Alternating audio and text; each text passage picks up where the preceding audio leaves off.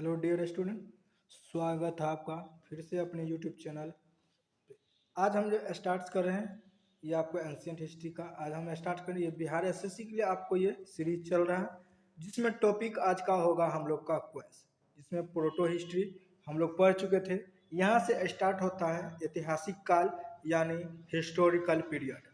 उसके अंतर्गत हम लोग कॉइन के बारे में यानी सिक्का के बारे में पढ़ेंगे, किस काल में कौन से सिक्के चलाया गया था, नहीं चलाया गया था, उन सारी चीज़ों के बारे में पढ़ेंगे। पहले जान लेते हैं ऐतिहासिक काल क्या होता है। देखिए, ऐतिहासिक काल में जो हम लोग पढ़ेंगे हिस्टोरिकल पीरियड कहते हैं, जिसमें हम लोग प्राचीन काल के बारे में यानी एंशियंट पीरियड पढ़ेंगे, फिर मेडिवल पीरियड पढ़ेंगे, फिर मॉडर्न पीरियड पढ़ेंगे, फिर नेहरू पीरियड, फिर वर्ल्ड हिस्ट्री पढ़ेंगे। यानी ये सारी चीज़ें जो आएगा हम लोग हिस्टोरिकल पीरियड ऐतिहासिक काल के अंतर्गत ही आएगा। इन सारी चीज़ों के बारे में पढ़ेंगे। इससे पहला वीडियो आपको अर्ध ऐतिहासिक काल यानी प्रोटो हिस्ट्री के बारे में हम कल पूरा पढ़ा दिए थे, ठीक है। उससे पहले भी वीडियो हम लोग प्राग ऐतिहासिक काल का दिए, उसमें ये चारों चीज़ों के बारे में हम लोग डिस्कस कर लिए हैं। आज जो डिस्कस होगा ऐतिहासिक काल के बारे में। चलिए तो स्टार्ट करते हैं। ऐतिहासिक काल, इसके बारे में लिखित स्रोत उपलब्ध है, ठीक है, और इसे पढ़ा भी जा सका। इसके अंतर्गत वैदिक काल से लेकर अब तक का समय आता है यानी ऐतिहासिक काल में, ठीक है। तो स्टार्ट करते हैं। कॉइन का बारे में था, कॉइन पढ़ लेते हैं पहले। सिक्का, सिक्के के अध्ययन, सिक्का का अध्ययन जो हम लोग न्यूमेटिक्स कहलाता है। न्यूमेटिक्स जो कहलाएगा वो सिक्का का अध्ययन को न्यूमेटिक्स कहते हैं। और टेराकोटा का सिक्का जो होता है वो मिट्टी का बना होता है, ठीक है। टेराकोटा का सिक्का मिट्टी का बना होता है। यह सिंधु सभ्यता में बना था, ठीक है।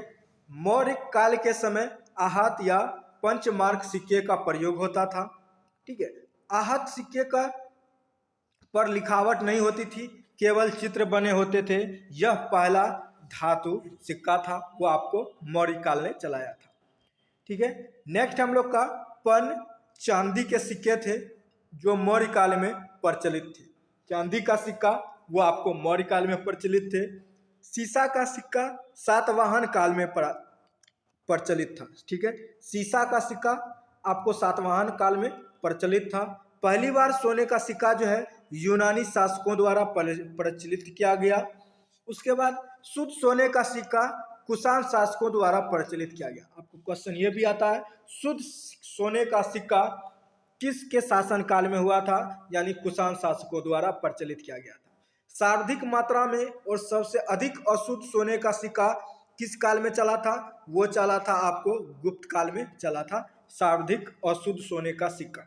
इस समय का शासक जो था वो था स्कंदगुप्त, ठीक है। उसके बाद चांदी का सिक्का गुप्त काल में चंद्रगुप्त द्वितीय, जिसको विक्रमादित्य कहते थे, उसके समय से प्रचलित था।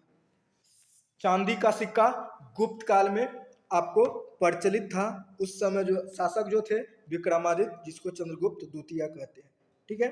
नेक्स्ट है राजा रानी का सिक्का, ये भी आपको गुप्त काल में चला था। इसे चंद्रगुप्त प्रथम के समय प्रचलित हुआ था, राजा रानी का सिक्का। उसके बाद मयूर शैली का सिक्का जो है वो भी गुप्त काल में चला था।